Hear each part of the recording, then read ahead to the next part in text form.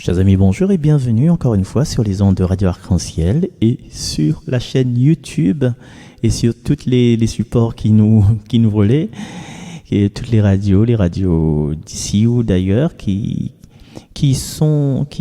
ont pris la liberté de relayer ces lectures plutôt. Ces lectures en ce jeudi 16 avril dans la solennité dans l'octave de Pâques. Et nous poursuivons notre lecture des Actes des Apôtres au chapitre 3, verset 11 jusqu'au verset 26, juste après ce petit refrain.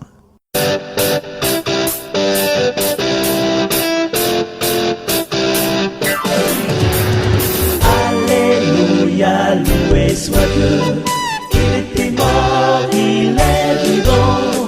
Alléluia, loué soit Dieu, il était mort, il est vivant.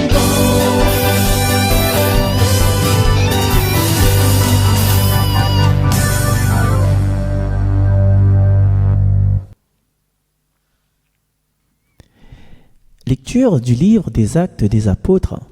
En ces jours-là, l'infirme que Pierre et Jean venaient de guérir ne les lâchait plus.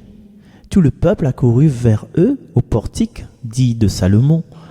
Les gens étaient stupéfaits. Voyant cela, Pierre interpella le peuple. « Hommes d'Israël, pourquoi vous étonnez ? Pourquoi fixer les yeux sur nous, comme si c'était en vertu de notre puissance personnelle ou de notre piété que nous lui avons donné de marcher? Le Dieu d'Abraham, d'Isaac et de Jacob, le Dieu de nos pères, a glorifié son serviteur Jésus, alors que vous l'aviez livré. Vous l'aviez renié en présence de Pilate, qui était décidé de le relâcher. Vous avez renié le saint et le juste, et vous avez demandé qu'on vous accorde la grâce d'un meurtrier. Vous avez tué le prince de la vie, lui que Dieu a ressuscité d'entre les morts. Nous en sommes témoins. Tout repose sur la foi dans le nom de Jésus-Christ. C'est ce nom lui-même qui vient d'affermir cet homme que vous regardez et connaissez.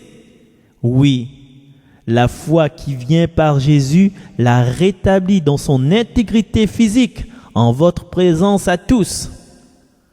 D'ailleurs, frères, je sais bien que vous avez agi dans l'ignorance, vous et vos chefs. Mais Dieu a ainsi accompli ce qu'il avait d'avance annoncé par la bouche de tous les prophètes, que le Christ, son Messie, souffrirait. Convertissez-vous et tournez-vous vers Dieu pour que vos péchés soient effacés. Ainsi viendront les temps de la fraîcheur de la part du Seigneur, et il enverra le Christ Jésus qui vous est destiné. Il faut en effet que le ciel l'accueille jusqu'à l'époque où tout sera rétabli. Comme Dieu l'avait dit par la bouche des saints, ceux d'autrefois, ses prophètes, Moïse a déclaré « Le Seigneur votre Dieu suscitera pour vous, du milieu de vos frères, un prophète comme moi. Vous l'écouterez en tout ce qu'il vous dira. Quiconque n'écoutera pas ce prophète sera retranché du peuple. » Ensuite, tous les prophètes qui ont parlé depuis Samuel et ses successeurs, aussi nombreux furent-ils, ont annoncé les jours où nous sommes. C'est vous qui êtes les fils des prophètes et de l'alliance que Dieu a conclue avec vos pères quand il disait à Abraham « En ta descendance seront bénies toutes les familles de la terre. » C'est pour vous d'abord que Dieu a suscité son serviteur et qu'il a envoyé vous bénir pour que chacun de vous se détourne de sa méchanceté. Parole du Seigneur. Ô Seigneur notre Dieu, qu'il est grand ton nom par toute la terre. Ô Seigneur notre Dieu, qu'il est grand ton nom par toute la terre. À voir ton ciel, ouvrage de tes doigts, la lune et les étoiles que tu fixas.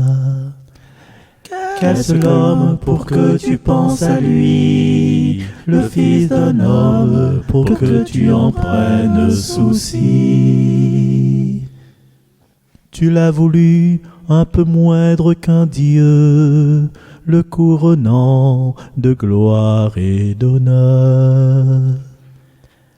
Tu l'établis sur les œuvres de tes mains, tu mets toutes choses à ses pieds. Les troupeaux de bœufs et de brebis, et même les bêtes sauvages.